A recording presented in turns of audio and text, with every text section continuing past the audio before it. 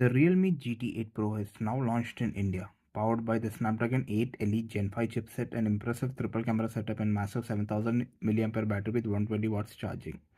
It's the first device from Realme to get Ricoh GR-tuned camera with the brand's iconic photographic tones as well as switchable camera bump for additional customizability. It comes with 6.8-inch LTPO AMOLED Quad HD Plus display with 144 Hz refresh rate. Brightness is at 2000 nits and can go up to 7000 nits, making it the brightest screen ever. You get a 32 megapixel selfie camera and ultrasonic infrared fingerprint scanner. You get a main 50 megapixel 1 by 1.56 inch sensor with f1.8. It's compatible with Ricoh's GR full frame equivalent of 28 and 40 mm.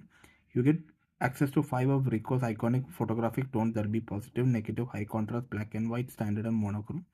The main shooter is backed by 65 mm equivalent 200 megapixel periscope 3x optical camera that goes up to 12x lossless zoom and 120x garbage zoom. It uses 1 by 1.56 inch sensor ISOCELL HP5 with f2.6 aperture. The third lens is an 16 mm 50 megapixel ultra wide lens with f2.0 aperture and 116-degree field of view.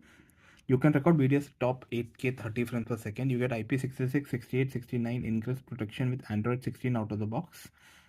Based on Realme UI 7, it comes in dairy white and urban blue colors along with a limited edition green color. Pricing in India starts at a ridiculous 73,000 rupees for the 12 to 56 GB variant. Open sales start from November 25th. And this phone has been made after they nerfed the OnePlus 15. Both are for the same price. Avoid this phone, would rather go for the Oppo Find X9.